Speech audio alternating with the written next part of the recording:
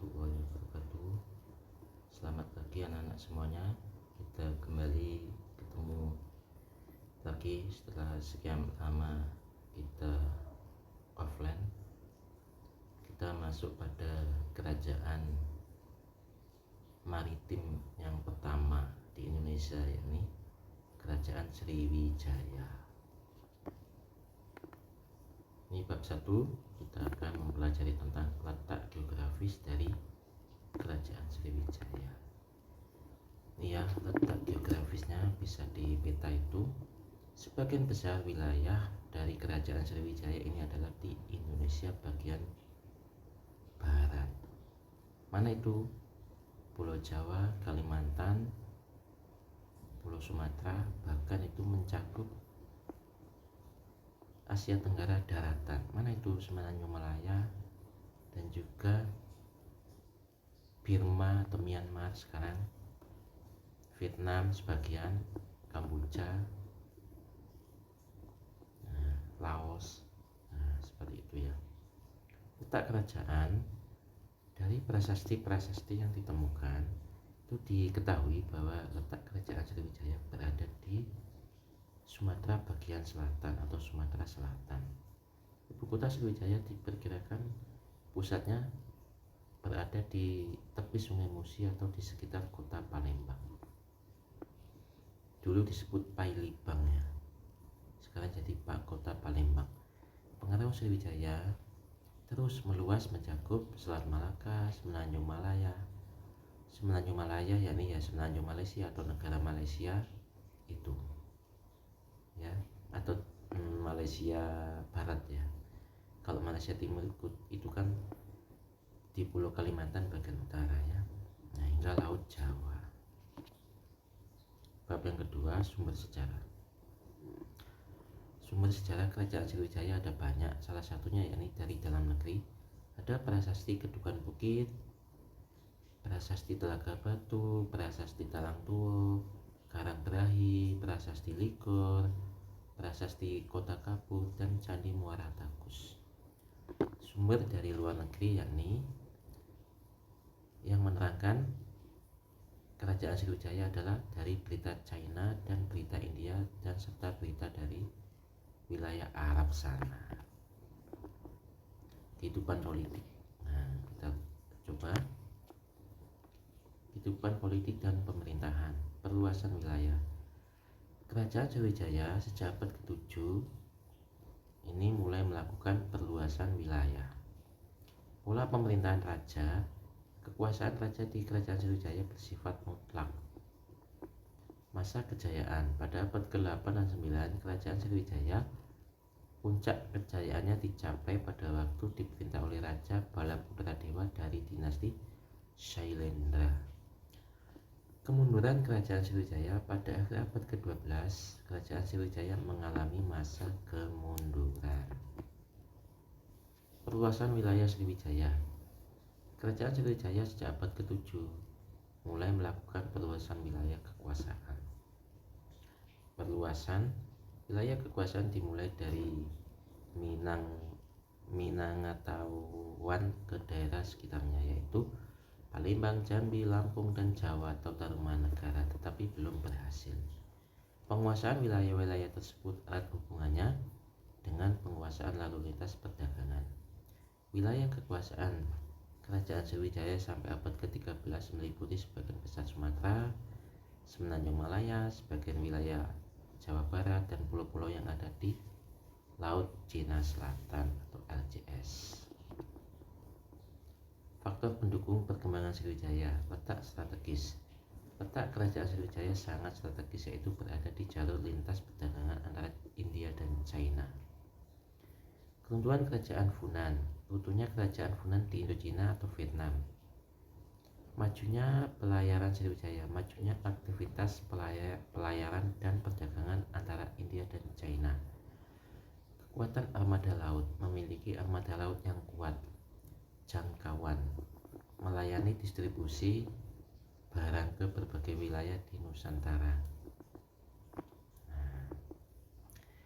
Raja-raja Sriwijaya yakni Pola kekuasaan Raja Sriwijaya. Kekuasaan raja di Kerajaan Sriwijaya bersifat mutlak. Adanya pembagian jabatan seperti menteri, bupati, panglima, para pembesar, pegawai istana, hakim, dan kepala pasukan. Pejabat kerajaan dipilih dan diberhentikan oleh raja. Masa puncak kejayaan pada abad ke-8 dan 9, Kerajaan Sriwijaya mencapai puncak kejayaan pada waktu diperintah oleh Raja Balaputradewa dari dinasti Sailendra. Raja Balaputradewa banyak mengirim para pemuda untuk belajar di India.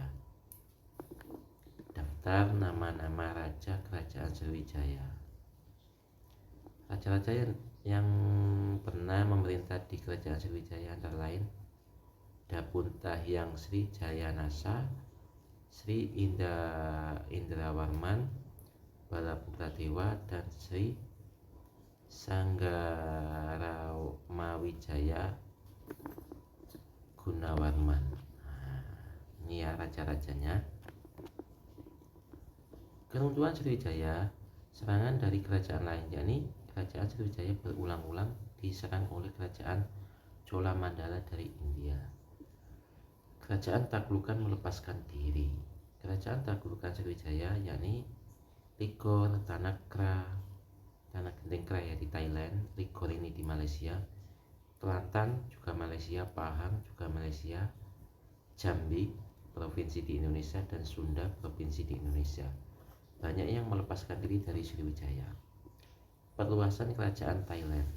Terdesak oleh perkembangan kerajaan di Thailand yang meluaskan pengaruhnya ke arah selatan, terus Semenanjung Malaya atau Malaysia ya. Desakan pengaruh kerajaan Singosari. Kerajaan Sriwijaya terdesak dengan pengaruh kerajaan Singosari yang menjalin hubungan dengan kerajaan Melayu di Jambi. Dan yang terakhir, kelima ini, mundurnya perekonomian Sriwijaya. Perekonomian dan perdagangan kerajaan Sriwijaya mundur karena bandar-bandar pentingnya sudah melepaskan diri dari kerajaan Sriwijaya atau merdeka kalau bahasa sekarang. Kehidupan ekonomi bab keempat, ekonomi Sriwijaya. Kehidupan ekonomi kerajaan Sriwijaya ya sebagai kerajaan berbasis perdagangan. Sriwijaya menitik beratkan perekonomiannya pada kegiatan perdagangan antar pulau dan antar kawasan. Kewajiban pajak di Sriwijaya. Setiap kapal yang singgah di pelabuhan Sriwijaya diwajibkan untuk membayar pajak kepada raja. Sriwijaya sebagai bandar transit atau transito. Kerajaan Sriwijaya berkembang menjadi pelabuhan transito yang ramai disinggahi kapal-kapal asing. Itu petanya ya. Peta wilayah Sriwijaya. Komoditas ekspor kerajaan Sriwijaya. Barang ekspor ke negara-negara Arab. Yang diekspor adalah kayu gaharu, kabel barus, kayu cendana, gading, timah, kayu ulin, rempah-rempah, dan kemenyan. Barang yang diekspor ke Cina antara lain gading, air mawar, kemenyan, buah-buahan, gula putih, gelas. Gula putih ini bukan gula rafinasi ya, gula batu itu maksudnya.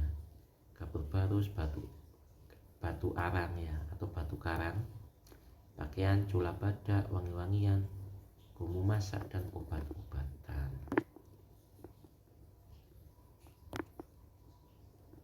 Bab 5. Kehidupan sosial kerajaan Sriwijaya.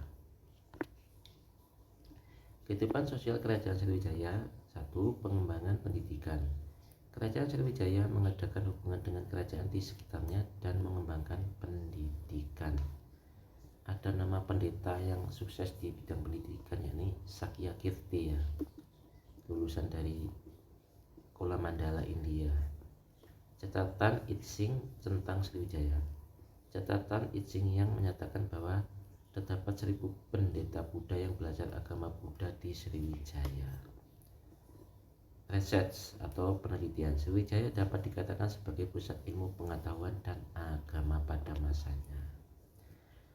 Bab ke-6. Kehidupan budaya kerajaan Sriwijaya. Kehidupan budaya kerajaan Sriwijaya, bahwa kerajaan Sriwijaya memiliki kebudayaan yang tinggi adalah dari prasasti yang ditemukan. Prasasti tersebut tidak lagi menggunakan bahasa Sanskerta tetapi sudah menggunakan bahasa Melayu kuno. Ya, ini berarti bukti kemajuan ya. Hal tersebut menunjukkan bahwa masyarakat kerajaan Sriwijaya tidak menerima budaya asing begitu saja tetapi disesuaikan dengan budaya setempat.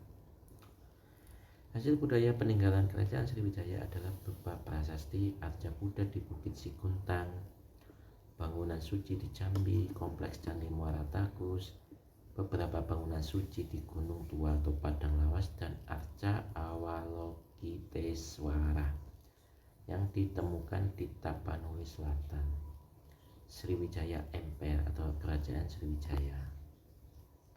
Terima kasih.